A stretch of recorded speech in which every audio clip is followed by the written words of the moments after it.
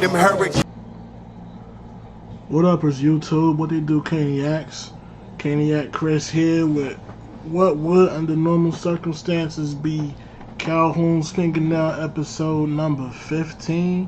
So I'm going to go ahead and call it that, even though the last 5, 6, 7 or so were all kind of combined into one video because I didn't do videos in the schedule that I should have. But I am back to what should be a normal schedule for releasing these videos on time.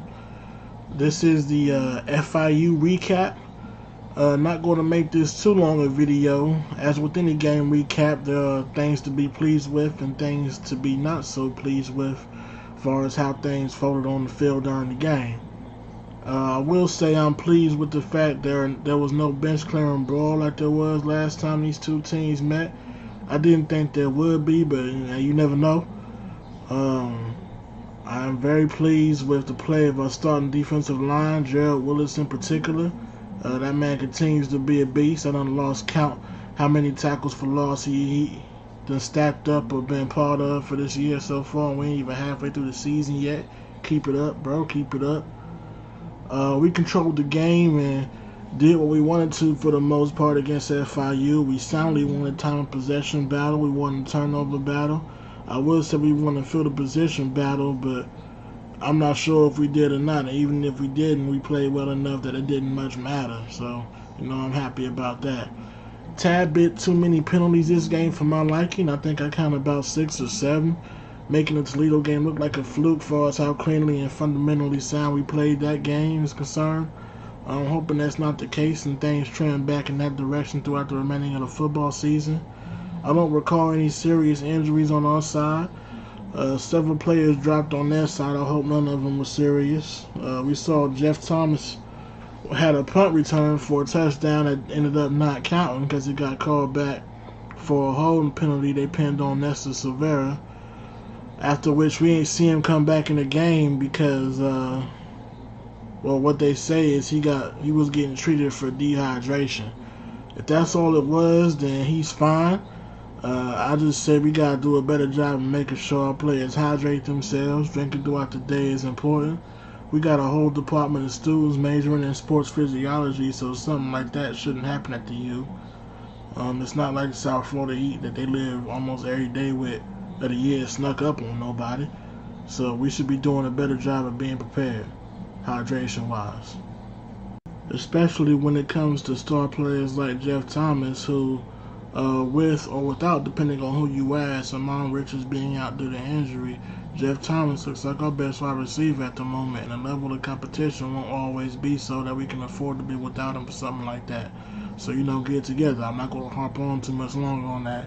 I'm just saying, football players ain't robots, they're human. Take care of our boys.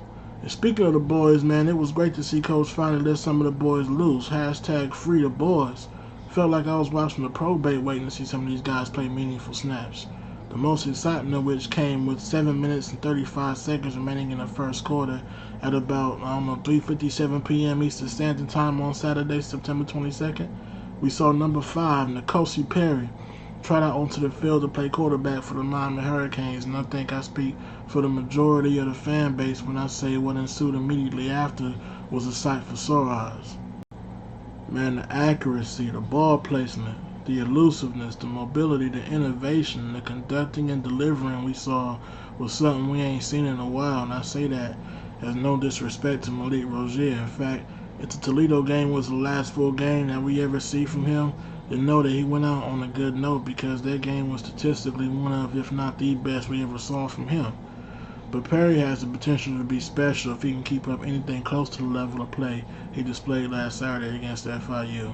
It wasn't until the game was effectively out of reach before we even saw Perry's first incomplete pass of the whole game, and it bounced off the fingertips of Brevin Jordan in the end zone on 3rd and goal.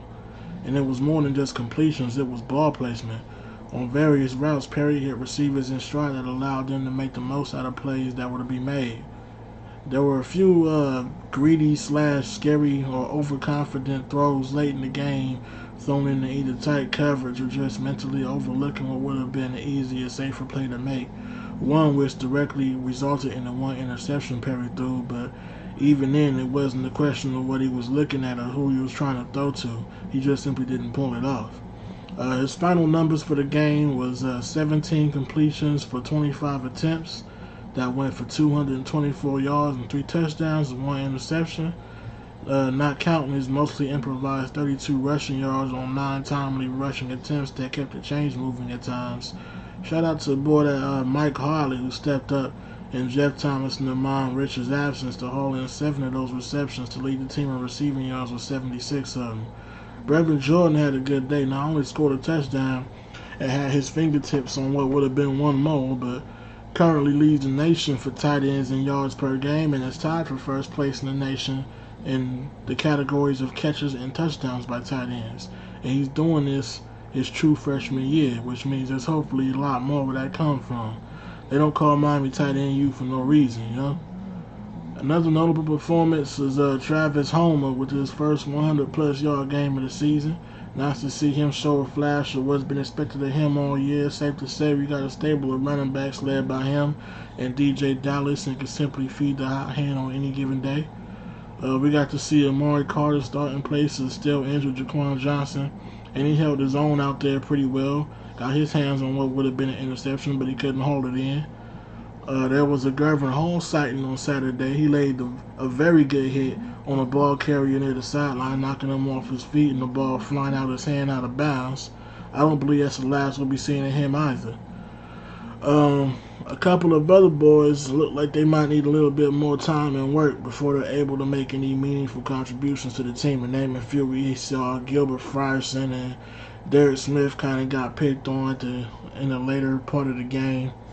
And that saw FIU put some points on the board to make the final score a lot closer than the game actually was.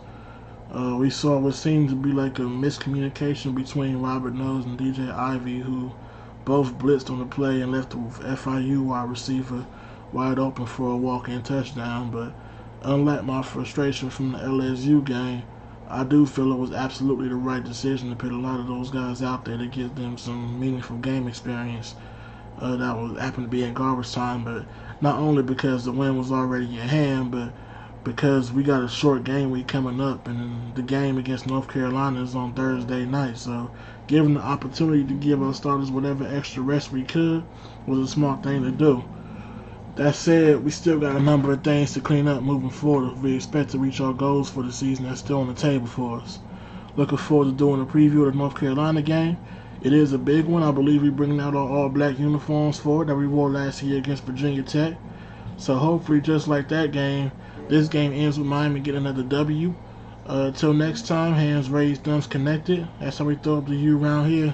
Caniac Chris signing out. Let's go Canes.